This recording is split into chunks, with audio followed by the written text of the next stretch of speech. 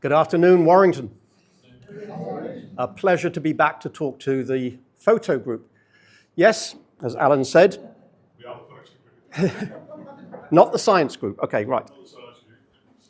Yes, I've given you talks before. Some of you might remember a few years back, I've given you a talk on wildlife photography where I tended to concentrate on the sorts of things to look out for in terms of how to get the best pictures of wildlife, whether it be shutter speeds, apertures, the lighting conditions, etc. And I've also given you a talk on astrophotography. So yes, this is a talk which combines both of those. So you might find some of the slides look familiar because I will be borrowing some of the images that I've shown in past years. If you've forgotten all of that, great. This will all be new to you. So yeah, wild astronomy. The idea being there are certain parts of the world where you can go to enjoy wildlife and enjoy astronomy or astrophotography. In other words, my ideal holiday is to go somewhere where I can take photographs of wildlife by day, photograph the stars at night, and in which case you sleep when you get home. There's no point in wasting your holiday not taking photographs when you could be taking photos during the day and during the night. So that's where this idea of wild astro came from. I've always had an interest in wildlife. I've had an interest in astronomy since I was so high, knee-high to a grasshopper.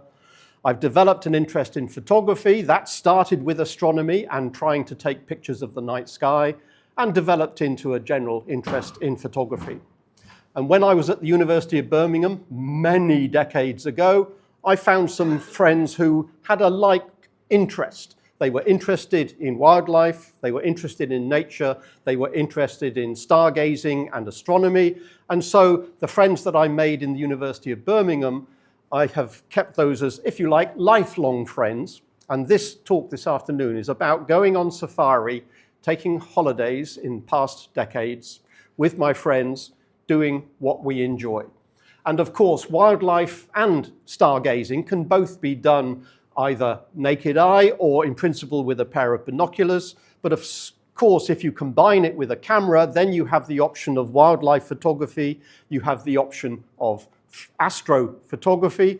The two at the top do overlap because if you go somewhere where the wildlife is rich, for instance, East Africa, to take an example, well, you're also getting away from light pollution that dogs us, especially in the UK as well elsewhere in Europe. If you can get away from light pollution, then the night skies are absolutely superb.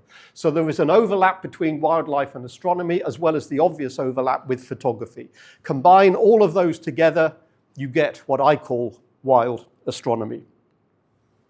So I'm talking about going on safari. In particular, I've been to East Africa, Kenya, and Tanzania. I know there are other places you could go for a safari. This is just what I'm talking about. I'll be saying a little bit about the lodges and camps that we've been to, how we go on game drives to make the most of seeing the wildlife that's out there, and how it could, in principle, all be captured. And ultimately, this becomes just a rather egotistic way of showing you my holiday slides by showing you some of the images that I've taken over the years. And I'll finish by reminding you that if you do go somewhere where you're getting away from civilization, a long way from streetlights, then the night skies can be spectacular. So let's start with going on safari. Right, this is what I'm talking about. There's Kenya and Tanzania, for those people whose geography isn't that great. Okay, we're talking about the equator running roughly down the middle there. And Kenya, Tanzania, the principal cities being Nairobi in Kenya and Dar es Salaam in Tanzania, and that's where you can fly to from England and obviously other places in Europe. I visited with my friends various national parks and had various overnight stays in different lodges and different camps, as indicated by those red circles. I'm not going to spend any great detail thinking about why one national park is any better than any other, but I will indicate where the photographs have been taken if anybody is interested. There'll be little tags along the bottom of each slide showing where things were taken. So if you're thinking of going on safari, and if you've never actually decided to venture out, what sort of things do you really need to think about? Well, given that it's often sunny in various parts of Africa, you might want to take sun cream, you might want to take a hat, you might want to take insect spray, so no matter where you go, there will always be the possibility of insects. They may not be a problem as much as a nuisance, but there will be some parts in which you do have to worry about malaria. So of course, you take advice from your GP as to whether or not you're going to a region in which malaria exists, in which case it would probably be advisable to take malaria tablets. I found that that's never been a problem. 1 tablet a day, I've never had any side effects. So even if you're going somewhere which isn't rife with malaria, it's not a bad precaution anyway. Depending on whether you're interested in 4-legged animals or the 2-winged variety of animals, you might be a bird lover, in which case taking a bird book isn't a bad idea because there are hundreds of bird species out there in East Africa, and you won't necessarily memorize them all, so a good guide is not a bad idea. Binoculars, you don't need a huge pair of binoculars. Yes, some birds are quite small and some birds will be a long way away. Okay, forget those. Go for the ones that are bigger or closer. You don't need a huge pair of binoculars. I've found that 10 by 42s is fine. Anything bigger starts to get heavy around your neck, and so those I've found to be great. But of course, if this is a photographic club, a photographic society, then we have to think about the camera. And the camera is presumably the one you've already got, rather than buying a camera to go on safari with. But when I first went on safari, that was 2001, back in the days before digital, and you had to worry about, well, okay, how much film am I going to take with me? You've got a 36 exposure roll of film. How many am I going to take? If I'm out there for 10 days or 2 weeks, how often am I going to fire the shutter? You either have to guess or you just take as many as you think you can get in your bag. I would take about 20 rolls of film. Sometimes that wasn't enough. And occasionally you would still find yourself in a situation thinking, that's a nice animal. I want to take a picture of that. Yeah, but I'm running a bit low. Do I back off and wait until the animal moves? Or do I wait until another animal comes into shot? Or do I leave this until tomorrow and hope the light is any better? These days, of course, when you're dealing with digital photography, you don't have to worry about counting frames and how many rolls of film have I got through.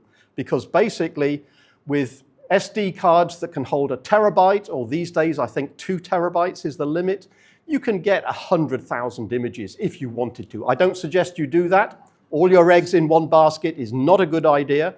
It's a good idea to go for smaller sized SD cards and change them every few days such that if, heaven forbid, something goes wrong, you haven't lost all of your images.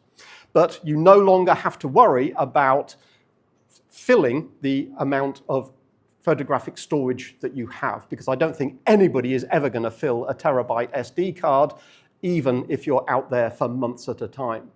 So you could argue that's a bad thing because you're far less discriminating. You tend to fire the camera all the time rather than say, I'll wait until things are just a little bit better. So you could argue there's pros and cons for going digital in that sense.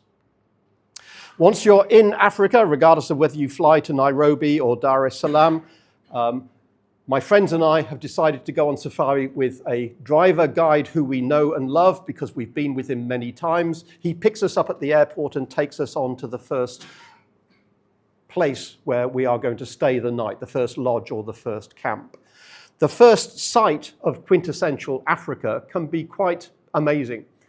This in the bottom left is just a random picture of a chunk of Africa seen from the safari van. But when you look at it, you think, okay, there's just a few trees and a few zebra there. But, oh, hang on a second, as well as a few zebra, there's actually an elephant over there. Oh, wait a minute, there's actually a giraffe in the bush over there as well. And, oh, yeah, what's that to its left? Oh, another elephant, and another elephant, and another elephant, and another giraffe in the shade. The more you look, the more you see. Some drivers take their passengers, their clients, as it were, and take them to see particular animals. But always bear in mind, if you stop anywhere at random and just wait for a little while, you'll probably find animals everywhere. Kenya and Tanzania are rich in wildlife to the point where it's not quite the point where you're tripping over the wildlife, but yes, they are there. Sometimes you don't see them in an instant. Sometimes you have to stop and get the binoculars out, but you will find the bush is basically teeming with wildlife.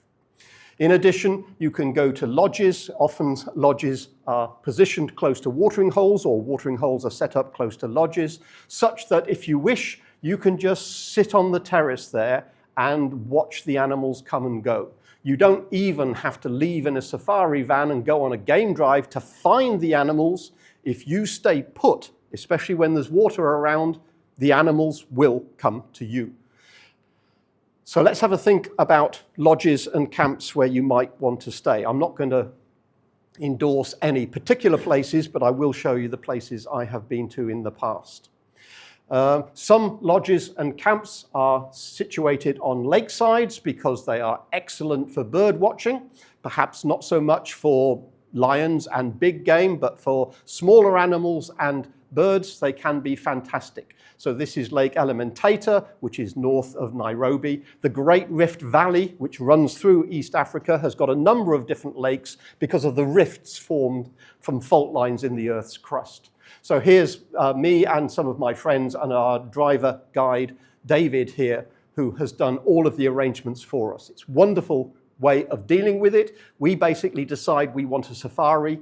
We email David and say, we're arriving on this day, leaving on this day, sort us a really good safari. Take us here for a few days and there for a few days or whatever. Sort it out, make the bookings, get a van sorted out, top it up with petrol and come and meet us at the airport. He deals with everything else, which is absolutely fantastic for us. My friends and I are of an age where we do not rough it. We've given up on that. So you can either call this luxury or you can just call it basic comfort, depending on what you're expecting. So basically, at the end of a hard day, there's always a comfortable bed, and round the corner where you can't see it, there's a bathroom. So there are toilets and showers and privacy. So you don't have to worry about bivouacking, you don't have to dig a latrine for yourself.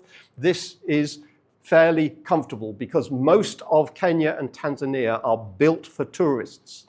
They expect tourists to come from Europe and America and elsewhere, China and Asia, etc. So they are set up for making sure people are comfortable and get a good experience and want to come again in a year or 2 years or 3 years, or whatever.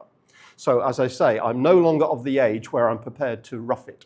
So a comfortable bed at the end of a hard day's wildlife photography is always very welcome. And yes, there will be mosquito nets, depending on, for instance, if you're close to a lake where there might be a number of mosquitoes carrying malaria. Some lodges have fantastic views. This is the Masai Mara, one of the lodges there called Mara Serena. And you can see the individual rooms going down the side of the hill there. But essentially, everybody has a fantastic view over the grasslands. Game drives will take you out here so you can see the animals a lot more closely. But if you wish, you can just stay up there on the terrace with a pair of binoculars, and the entire vista of the African savanna grasslands are laid out in front of you. This is one of my favorite places on Earth, which I didn't know existed until 2001, and then my friends took me there and said, isn't this wonderful? It's called Kilaguni Serena Lodge, and if you wish, you can just sit on the terrace there, overlooking the watering hole. In this particular case, there don't seem to be any animals at the watering hole, but basically, if you wish, you can just sit there all day in the shade and just see what happens as animals come up, take a drink, wander off, and you realize it's almost like clockwork. The zebras come up and take a drink, and then they wander off. Then the baboons come along and have a drink, and then they wander off. And then a hippo or something else comes along. There's almost a continuous conveyor belt of different animals. It's as if they've got a schedule and they know where their slot is, and they'll come along at a particular time. The elephants always come along at a particular time in the afternoon, for instance. Sitting there, well, there's a picture of one of my friends. That is a contented gentleman, sitting on the terrace, camera at the ready to photograph anything that comes to the watering hole, binoculars round the neck, flicking through a bird book, trying to identify the last bird he saw, which he didn't necessarily identify at the time. And at the same time, somebody will always come along and bring you coffee all day, or something more strong if that's what you actually want. But you don't have to go out on game drives looking for animals if you don't want to. You can just sit back and let them do all of the work. Sitting there on this terrace, looking out over the watering hole, I got that picture a while ago of eland. These are one of the largest antelopes in Kenya. And at this particular point, it was sunrise, so the sun was just creeping over the lodge itself, hitting the animals on the opposite side of the watering hole, and we got this rather nice possibility of catching the eland antelopes with their reflections. This happened to be just before we were leaving this particular lodge. We had already packed up our photo gear. The photo gear was on the van. We were about to pull up when I looked and saw, hey, look, the sunrise, the sun is just catching these. So quickly unpack, get the camera out, take a few pictures. You can get pictures like this throughout the day, but also throughout the evening and into the night, because most lodges know that the animals will come to drink essentially all night. And if you floodlight, you can get pictures for the rest of the night as well. The animals don't mind having a floodlit watering hole. To them, it's no different from having a full moon illuminating the area. So they actually probably prefer it because they can see any predators that are coming from a distance. So they don't need any floodlighting, but of course it makes a difference for any tourists who want to get a picture, for instance, of a zebra coming to drink after dark, as soon as sunset has visited us. Kenya is close to the equator. It's essentially the equator runs through it. Therefore, there's no seasons as such. The sun rises at 6 o'clock in the morning and the sun sets at 6 o'clock in the evening, 12 hours and 12 hours because it's on the equator. So there's not much variation in the length of the day and the length of the night. It pretty much is like clockwork. Within a few minutes, you can tell when sunrise and sunset are. And when the sun sets, it sunsets essentially vertically. It rises in the east, is overhead at midday, and then sets again in the west. So you know that after about 6:30 or so, it'll be dark enough to take nighttime shots, and the floodlit watering hole then comes into its own. At this particular place, this particular lodge called Kilaguni Lodge in Tsavo West National Park, I thought I'd try some astrophotography. So back in 2003 was this first attempt. 2001, I just took images of the animals. But in 2003, I thought, this sky is wonderful. I've never seen a sky this dark before. I really ought to try some astrophotography. But back in 2003, I was still using slide film, hadn't got a digital camera at this point. And I put the camera on the tripod, took a picture of the sky, and thought, I wonder what that looks like. And it turned out to look like this. Okay, the individual stars are coming out quite clearly. For those that know their constellations, this is the constellation of Scorpius here. There's the sort of S shape of Scorpius with a sting in the tail, and the claws of the scorpion are over on the right-hand side. But throughout this region, the Milky Way is running, and the Milky Way is spectacularly bright from the East African countries, but it barely shows at all. Just a little bit of a smudge right in the middle of that image is all I could catch of the Milky Way by taking an exposure of a minute or two. It was a relatively short exposure. I can tell that because the stars haven't moved much. Remember, because of the rotation of the Earth, the stars appear to move. They appear to rise in the east and set in the west.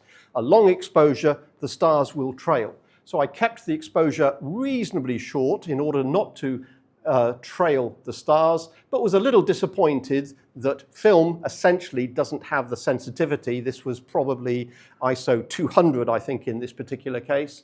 ISO 200 film, and for an exposure of a minute or two, despite the Milky Way being very bright, it was rather disappointing to find I couldn't pick out much in the image. So I was a little disappointed, but perhaps I thought, well, what do you expect? You know, you can't expect to get much in a minute or two of exposure. Different lodges in Kenya and Tanzania have different characters. No two lodges are the same. They're not built according to a sort of blueprint or a template. Every lodge is different. In this particular case, out in the Taita Hills towards the western part of Kenya, these particular rooms for the tourists are built on stilts so that everybody gets a fantastic view of the grasslands to see any animals that happen to be wandering by. Some lodges have extensive grounds. Although some parts of Africa can be quite arid, there are various lodges and places where they have natural springs, and whenever you have natural springs, you get a lot of lush undergrowth. So in this particular case, Kikarok Lodge in the Masai Mara, you can see it almost looks like a jungle. There's enough water here to keep all of the various undergrowth, the various greenery, very green indeed. And again, a wonder for natural bird life. There's a huge amount of bird life in this sort of region. Oltukai Lodge is a lodge in Amboseli, famous for its elephants, and also one of my favorite places to visit, partly because the actual lodge itself is fantastic, partly because it's wonderful to see the elephants, but also because of the grounds of this particular lodge. There's one of the rooms. There's my friend sitting outside in the shade there. The actual grounds are extensive, and if you're not that worried about four-legged animals, but you are interested in the bird life, you could spend your day simply wandering around the grounds of the lodge, exploring the birds that are flitting around in the trees. But one of the reasons I like this particular lodge, if we look at it from a different angle, I know that makes it look like the prevailing wind is really strong. No, it's not quite that strong, but there is a little bit of a prevailing wind. What makes this particular lodge fantastic is the fact that there's plenty of large open ground, as well as having lots of trees all over the place for shade, which is generally good. There's also large open areas that are free of trees, and perhaps you can only just make it out, but along the edge there's an electric fence. That means wild animals generally don't come in. Yes, baboons can jump over and go from tree to tree, etc., but any dangerous animals are kept out, which means it is perfectly safe to do astrophotography. You can come out at night, you can hardly see your hand in front of your face, especially if you get away from the paths. The paths tend to be lit for safety reasons, but if you move away from the paths, it's very dark, and you can do some wonderful astrophotography. And the electric fence there means that everything is nice and secure, and you feel safe. In a different lodge, I did think about going out to do some astrophotography until I heard a lion roar in the distance. Knowing that there wasn't an electric fence, I decided that wasn't worth the effort. So here is a particular place, beautiful skies, and ultimately safe. So it's a fantastic place to visit. I tried some astrophotography there, still had the same limitations. In this case with film, this is still 2003. A short exposure shows the Milky Way coming out looking a little bit orangey. Maybe that's not quite right for the color balance of this particular slide film as it was at the time. It looks like the trees are on fire. They are simply catching some of the reflected light that's illuminating the paths here. There's the front of one of the lodges. So here we see a number of the bright stars. It's a similar region that I photographed before, but it's a slightly longer exposure, and we get a little more of the Milky Way coming out. There's the constellation of Scorpius at the bottom. I tried an even longer exposure, which gives you hopefully more. Generally speaking, in astrophotography, longer exposures are better, but if you're not following the stars, longer exposures means the stars will trail. So although you're getting more light from the Milky Way, it's all getting blurred out, so you don't see any more detail. And you don't see any fainter stars, because again, any light from the fainter stars is simply getting blurred out. So this was getting rather frustrating, knowing that there's a beautiful sky up there, but knowing that I really wasn't able to capture it with photographic film, especially on a camera which is simply bolted to a tripod, and no attempt to follow the stars. As well as lodges built out of rocks and cement, etc., and stone, you can also get tented camps. These are sometimes very nice. Some of them are almost buried in the undergrowth here.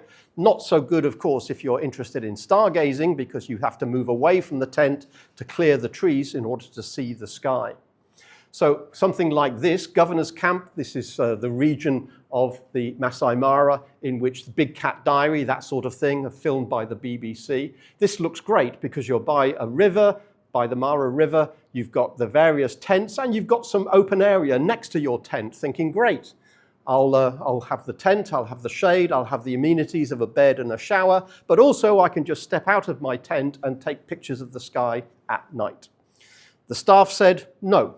Do not do that. Never attempt to go out at night. I thought, this is just tales for tourists, isn't it? I mean, surely it's not actually dangerous to leave your tent at night. So I obeyed them for the first night, and then the next morning I saw that outside my tent. That's the path that I'm showing here. That's immediately outside my tent. And you can see perhaps from the size of my feet and the size of that paw print, this is not a small animal. I'm told that this is a lioness. So how big are the lions if that's the lioness? So yes, a lioness walked through the camp the previous night, so maybe they were right. Maybe it's a good idea not to attempt any astrophotography from a tented camp where there is no electric fence to keep out any of the predators. So yes, obey the advice you're given by the local staff. This is the Rufiji River camp next to the Rufiji River in the Selous Game Reserve of Tanzania, a rather nice place. But again, this is a little bit south of the equator, only by a few degrees, but a little bit south of the equator compared to most of the region of Nairobi being closer to the equator or north of the equator. And here I thought, yep, let's give it a go. Let's try again to take pictures of the sky, because again, by the Rufiji River, beautiful dark skies. So again, I tried it. In this case, I had moved to digital. So I thought, will this make a difference? I'm now using digital photography. My first digital camera was a Nikon D70. I tried with a kit lens and again, a static tripod. So this is just the camera bolted onto the tripod and took a 2-minute exposure. So now I can see a little more than I could with a minute or two's exposure with film. I can see more detail and more stars and more detail within the structure of the Milky Way itself. It's not just an amorphous band going across the sky. I can definitely see bright areas and dark areas, and there's definitely structure I can see there. When I compare with a star atlas, I can say, ah yes, I can see this, I can see that, etc.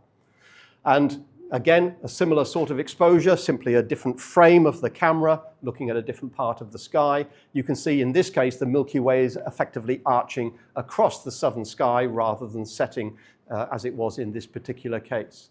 Again, the trees in the foreground look like they're illuminated. There's just a tiny amount of background light for safety's sake, and some of that is being caught by the leaves of the tree. So again, the exposure is long enough that the stars are actually moving, so the stars are not pinpoints, the stars are little trails, and it is tempting to see, well, how much detail can I see in here in only 1 or 2 minutes exposure? A slightly different chunk of sky here, again, a different part of the Milky Way arching down to the west. And perhaps you can see that there are some regions like this dark patch close to the middle of the right-hand pane there. That's called the coal sack. That's actually a dark nebula that's absorbing light from more distant stars. All of this was making me think, this is 2005, I'm missing out here. Yes, I've got a digital camera. It's more sensitive than film, but if I simply go for longer exposures, I'm just going to trail the stars, and any beautiful structure that I can see in the Milky Way is going to get blurred by the motion of the Earth causing the apparent motion of the sky. So it's pretty much in 2005 that I decided next time I come back to Africa, I'm going to bring myself a tracker. I'm going to build myself a tracker that will move the camera in sync with the moving sky, in a sense, derotate the Earth. As the Earth is rotating one way, my tracker is going to move my camera the opposite way, so it stays fixed at a particular point in the sky. And then I should be able to photograph the stars and the Milky Way and not have this problem with the stars continuously trailing. So I decided that my next visit would be with a camera, an assortment of lenses, and a star tracker. So going out on game drives, they tend to be, it's not universal. You can do what you like effectively when you're out there, but game drives tend to be go out in the morning just after sunrise, come back in the evening just before sunset. You're generally speaking not allowed to go out during the night. That's certainly true over most of Kenya because the animals have to have their private time, as it were. But tourists can go out after sunrise and before sunset, and that's of course when the light is at its best. If you think about it, if the sun is rising at 6, it's overhead at noon, that's the worst time to go out and look for animals, when the sun is directly overhead. You want to have a nice low sun to get some beautiful shadows. So there's me and my friends and our safari van with the roof that raises such that when you're standing up, you can sit down if you wish, but we prefer to stand up. Notice our preferred photography. There's myself and Rob, and there's Kilimanjaro in the background. Our preferred way of dealing with photography is to take a little pan and tilt head and simply bolt it onto the side of the van with a little G-clamp.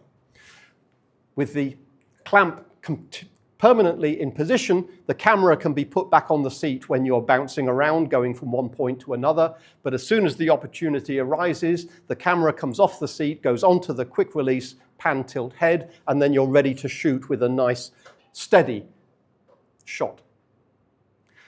Generally speaking, I prefer to have lenses that are small enough that you can hand hold them, but getting the extra stability of having it bolted to the side of the van, it simply gives you an extra couple of stops to play with, either on the shutter speed or on the aperture.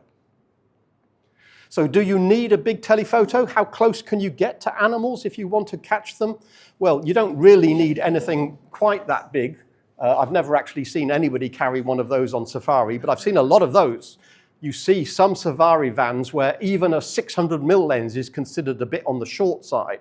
There seems to be a little bit of a one-upmanship game amongst some individuals as to how far you can actually extend your telephoto. Whether or not you actually have to take a picture in one van and the lens is supported by another van going along in parallel, I don't know. But certainly, especially for birds, if you're talking about birds a long way away, then perhaps you do need long focal lengths. But over many years, I have found from experience, the best lens for me is a 300mm. Anything longer is heavy and difficult and awkward to move around, or simply gets tiresome to throw over your shoulder or to hang around your neck.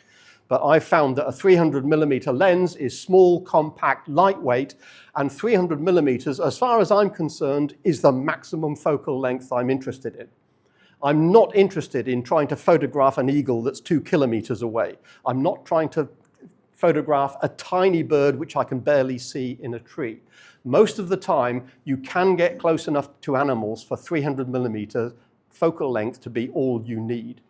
And if you are in any doubt as to whether 300mm is close enough, then yes, it is not a problem. Here's a lion, a young lion at sunset.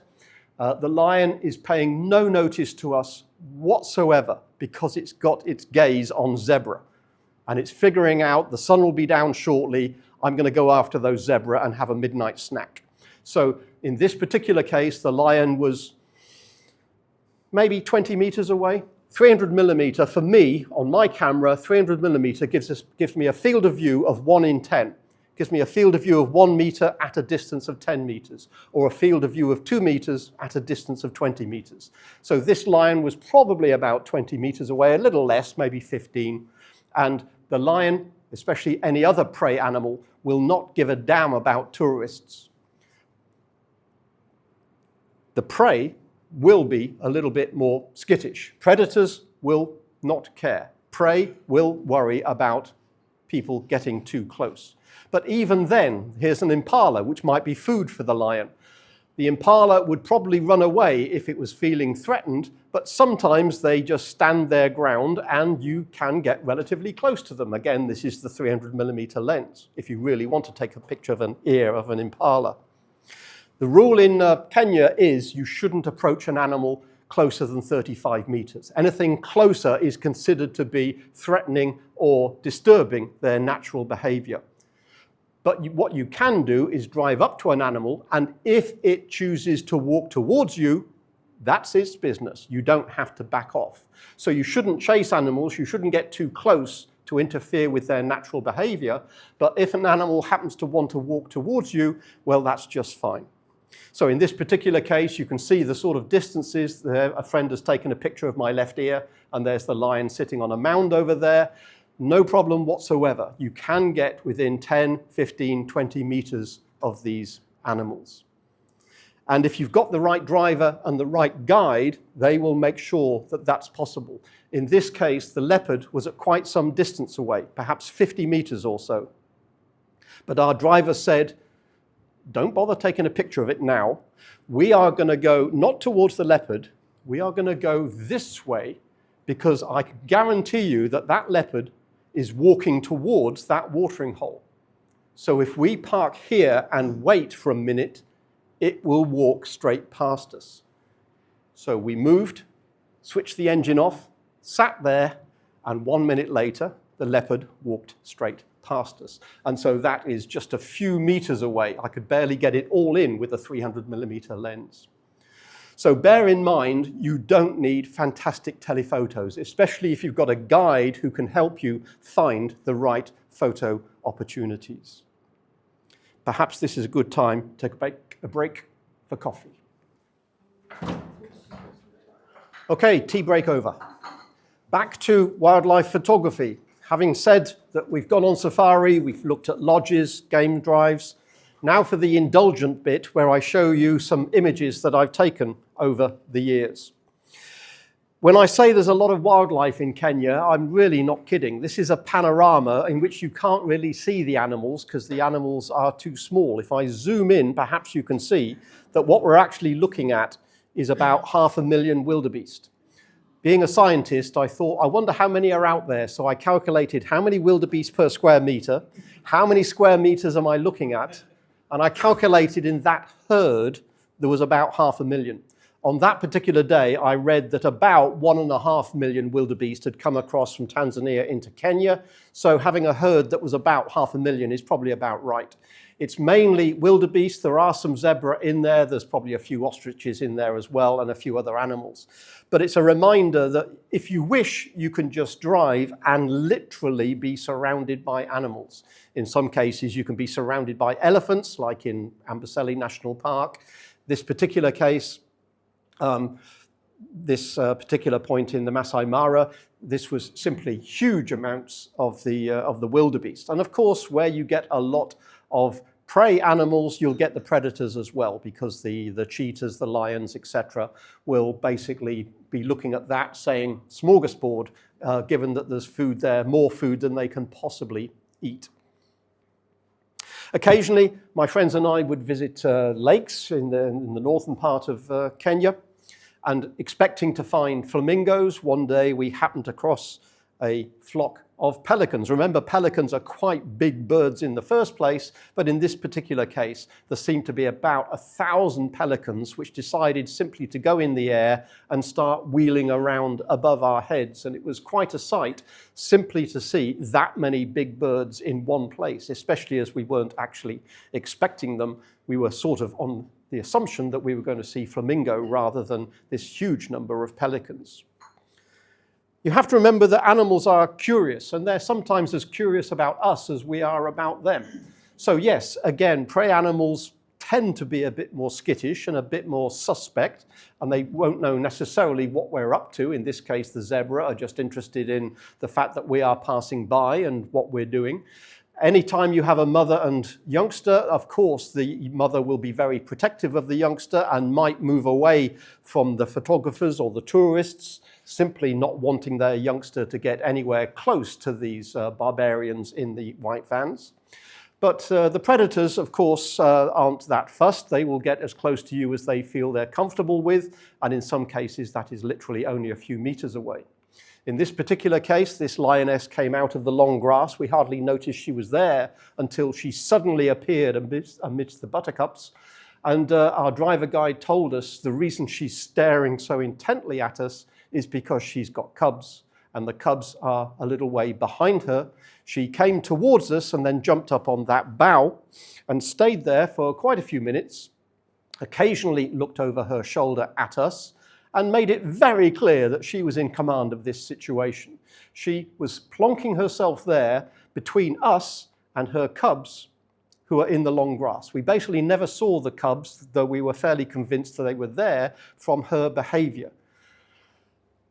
And she sat there, made sure we didn't get any closer to her cubs until her cubs had moved off into safety, at which point she then climbed down from the bough and went to join the rest of her family. But it was quite amazing just to see the animal behavior and to read what it is that she was doing, realizing that she didn't necessarily think we were a threat, but she wanted to make it very clear that she was in command of this situation.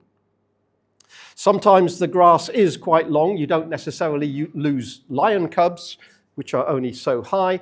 It is easily possible to lose an elephant in some of this long grass. This is a bit swampy, so the elephant is definitely squashed down there in the swamp.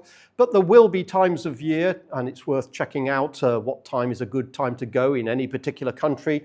When are the rains? When are you likely to get the long grass or the short grass? When are the animals likely to come in? When do you get this 1 million wildebeest coming in to hoover up all of the long grass?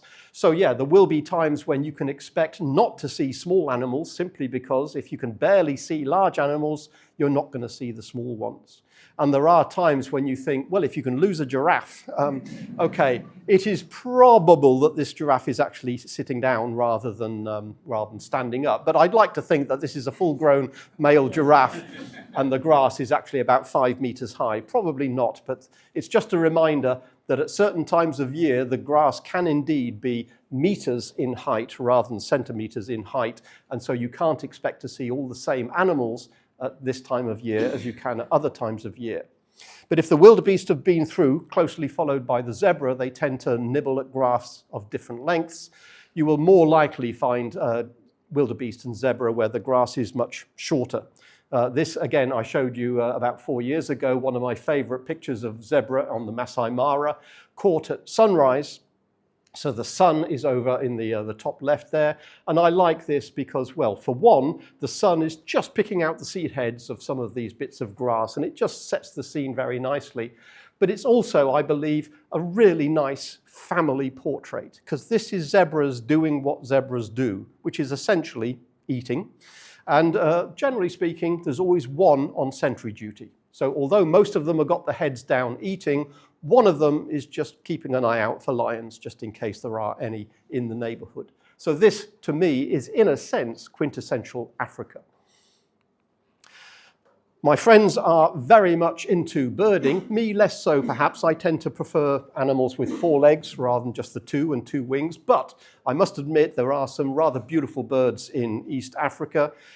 We in the UK have a starling in the East African area. They have loads of starlings, all of which are rather beautiful when you catch them in the sun, such as the red-winged starling and in particular the gold-breasted starling here.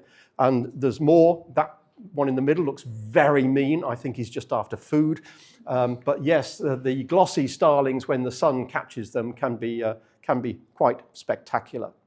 There are lots of little birds. I'm not going to go through them all, but they are indicated down the bottom, and there's handouts if any birders would like to remind themselves which birds they are. So lots of small birds, some of whom, again, are very colourful. Some a little bit similar to ours, like a kingfisher. This one is a malachite kingfisher. But again, we have a kingfisher. They have about 10 kingfishers, all of different colours and sizes. And again, some of the birds can be really spectacular colours, especially some of the little hummingbirds. Some bee-eaters are very cooperative, not always, but sometimes. In this particular case, they lined up quite nicely. I would prefer they're all pointing in the same direction, but some of them weren't that cooperative.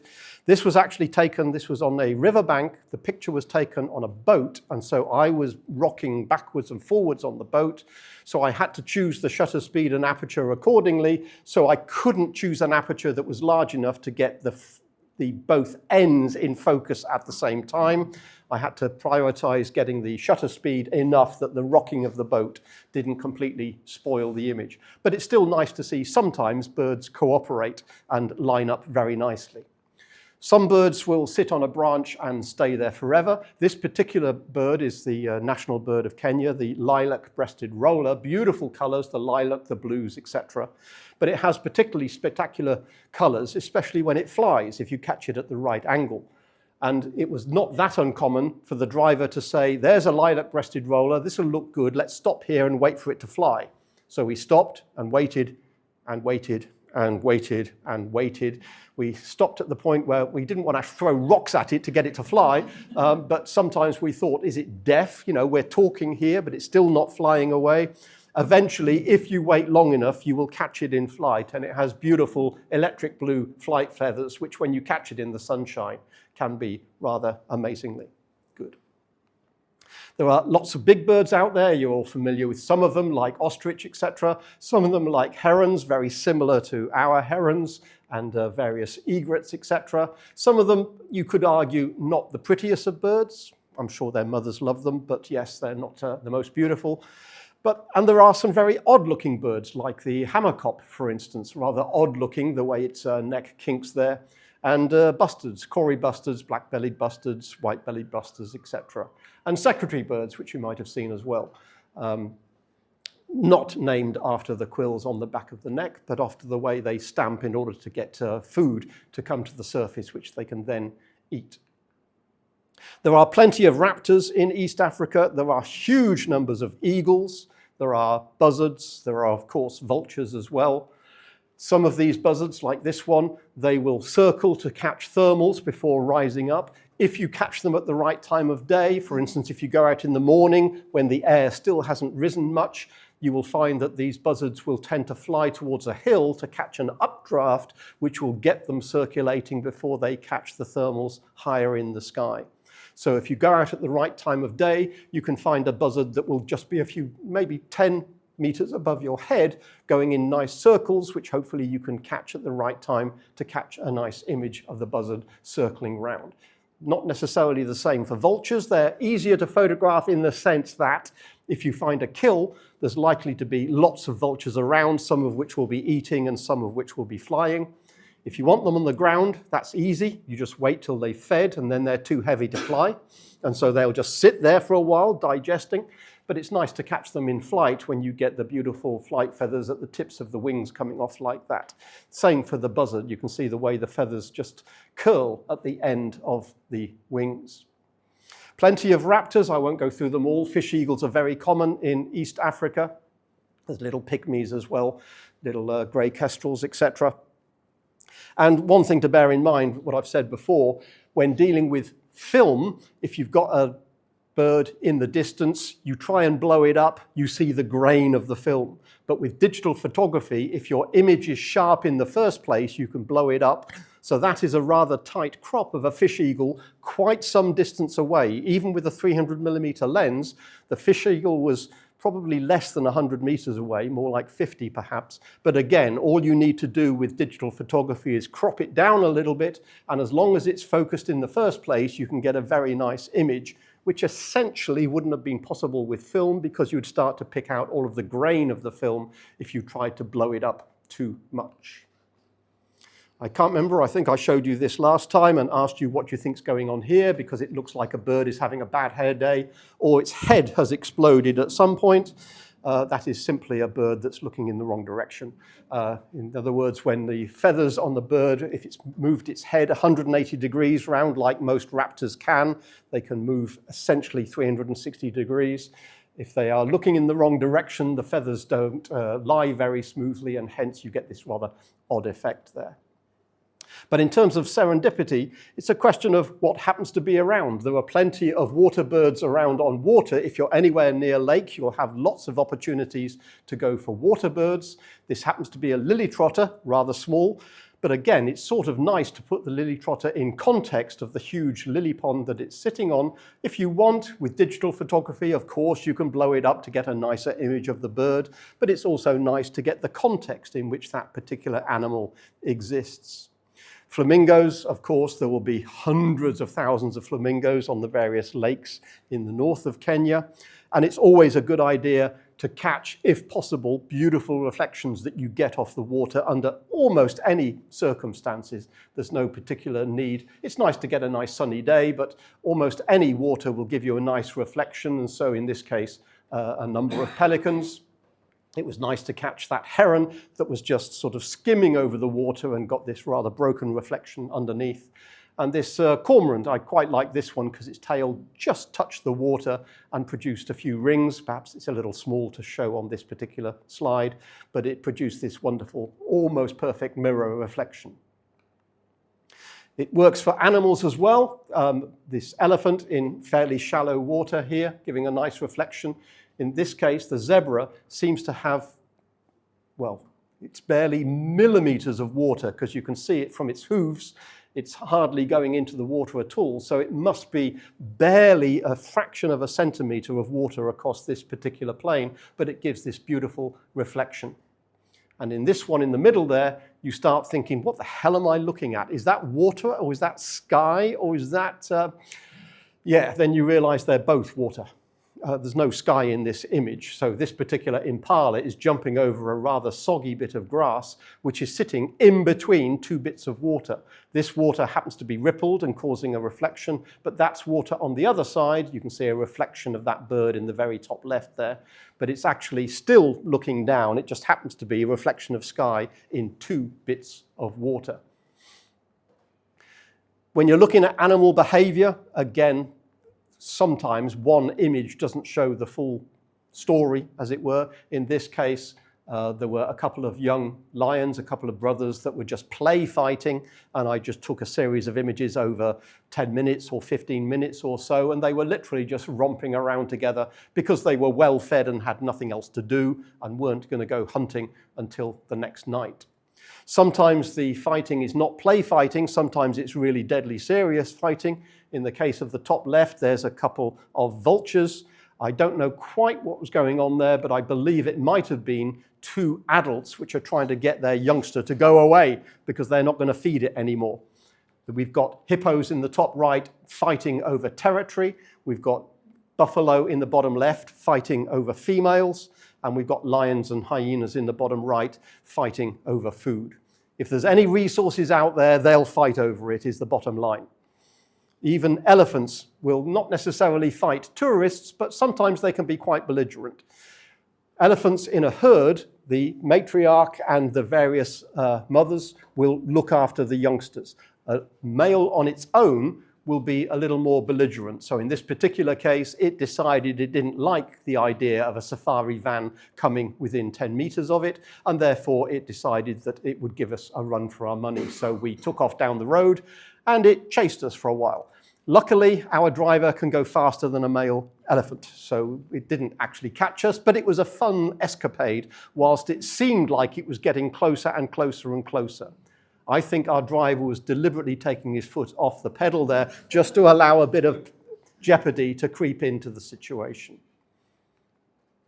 Sometimes it is purely luck as to what you get. In this particular case, I saw this crowned crane, a beautiful bird sitting on the top of this tree, decided it might make a nice image, lined up my 300mm lens on it, and just before I took the picture with my other eye, one eye through the camera, SLR, with my other eye, I saw a second crane coming in from a distance. So I waited until it entered the viewfinder of the camera, still keeping the viewfinder fixed on this crowned crane, and its mate came along to join it, and as it came down, the air brakes came out, and it landed next to its mate on the top of the tree.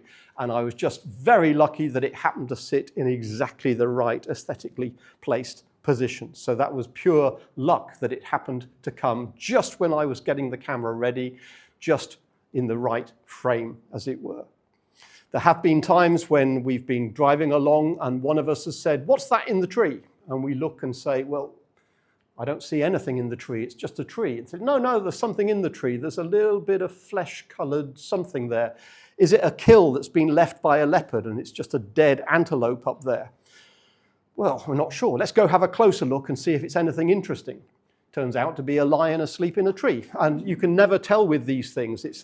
This particular lion appeared to be on its own. There was probably a pride around somewhere, but we didn't notice where.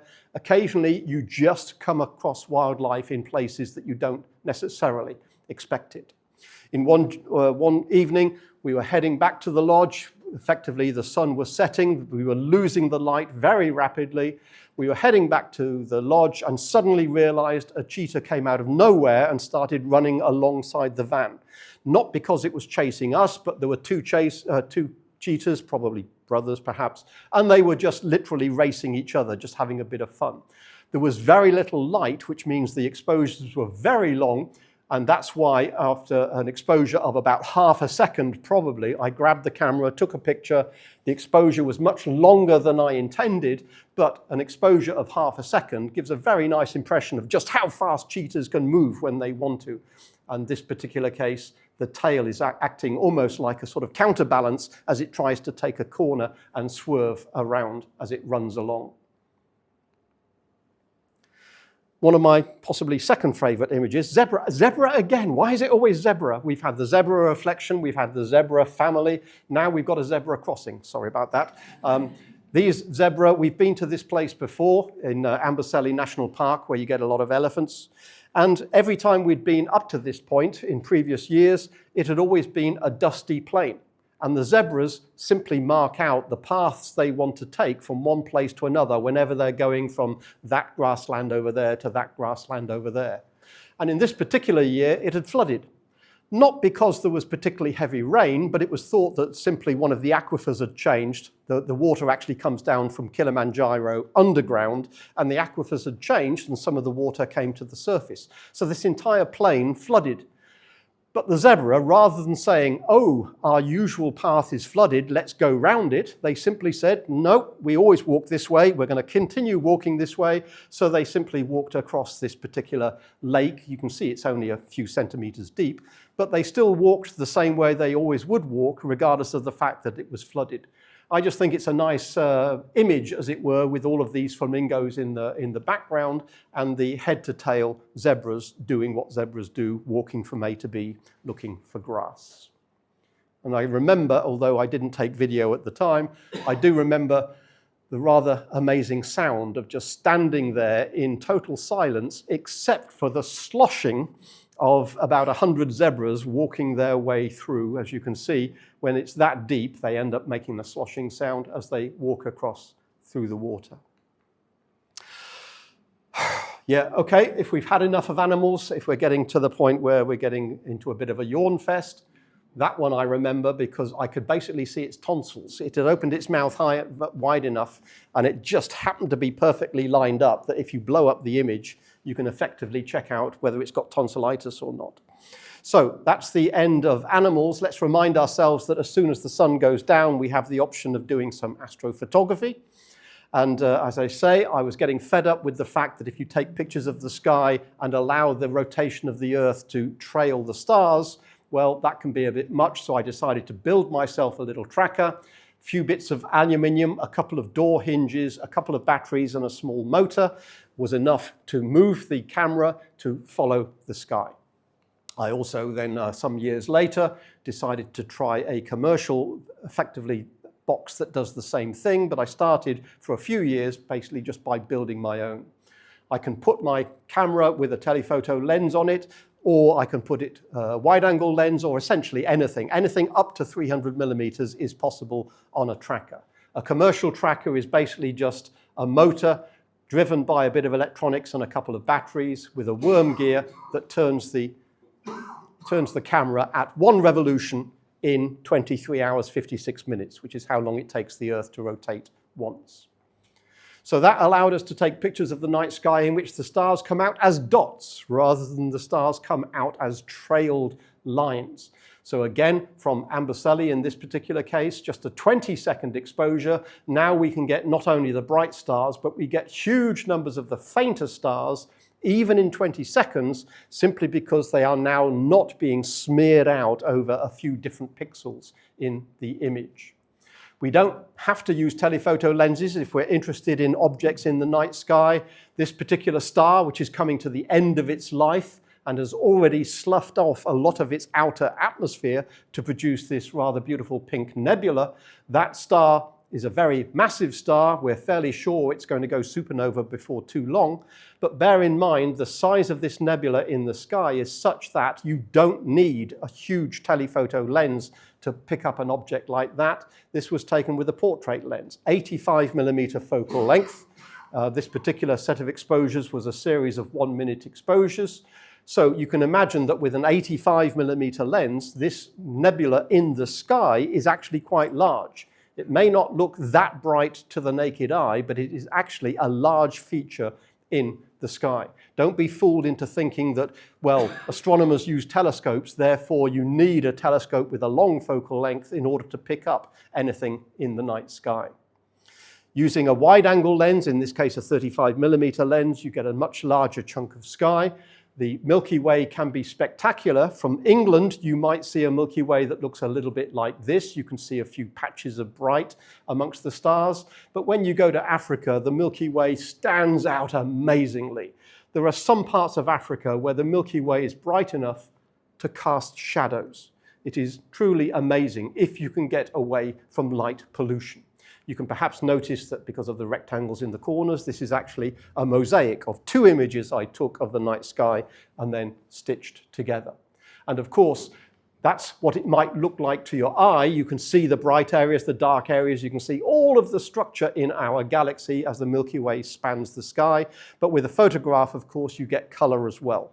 The naked eye can't essentially pick up color because of the nature of the photoreceptors in your eye, but as soon as you take an image, you can start to pick up genuine colors. So the difference in the color of stars, that star looking a little more orangey than the others, that's a genuine difference in the star colors themselves. If we compare this image that I've got in the background with one of the earliest I showed you, that was taken with slide film, ISO 200. That's when I could pick out the brightest stars, and I just got a smudge which might have been the Milky Way. Well, that smudge is effectively everything you can see in this image that's underneath. The bright stars that you can see on the right that do show up in the film, the bright stars of Scorpius, that S shape there, they are in here. But because we're picking up the bright stars and so many fainter stars as well, it's a little more difficult to see the constellation of Scorpius. If I point it out to you, there's the constellation of Scorpius, just like we can see here on the right-hand side of the inset. There's the bright stars of Scorpius, the bright star Antares, the sting in the tail down at the bottom there. So that's partly a consequence of the longer exposure, because now it's on a tracker. I can take longer exposures without worrying about the stars trailing. And it's partly the difference between digital photography and film photography. But the amount that you can pick up in a digital image is hundreds, if not thousands of times more information in terms of the fainter stars, the star clusters, the nebulae, all of the interesting objects that are in an image like this.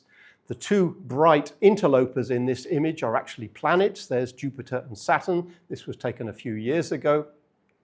But if you wish, you can compare this with, for instance, a star atlas or an app on your phone which tells you what's in the night sky, and you realize that actually you're picking up loads of star clusters and nebulae and other interesting objects. You might have simply taken a wide-angle chunk of the sky, but if you zoom in, you can start to see all sorts of interesting objects which you can compare with, as I say, information that's given to you on an app.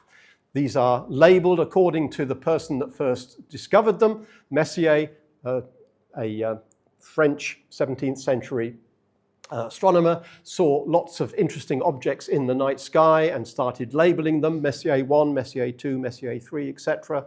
It looks like there's nothing interesting south of that line. That's simply because he was French. He did all his observing in France. Therefore, he couldn't see any further south than whatever's the furthest south you can see from France. If you move to the equator, then there's a lot more sky to be seen. So there's also lots of interesting things going on down there. They just don't happen to have the same catalogue numbers as the ones we use in the northern part of the hemisphere. So a reminder that if you're going to go on safari, then you might go for the purpose of doing wildlife photography. But don't forget that at night, you've got a fantastic scene above your head as well as the scene down on the ground. If you take a tracker with you, because I assume you're already taking a camera anyway, if you've got a tripod, a camera, take a tracker, you can take wonderful image of the night sky when you get away from the light pollution, which is generally an option when you choose to do a safari in, for instance, East Africa. Well, that is the end, and as I mentioned earlier, I've got an awful lot of pictures of animals walking away from me. That's only a few of them. I've got lots of images of branches where birds used to be before they flew, and I've got lots of pictures of animals that decided they didn't want to walk any closer to us. But that, I think, I will call the end. Thank you.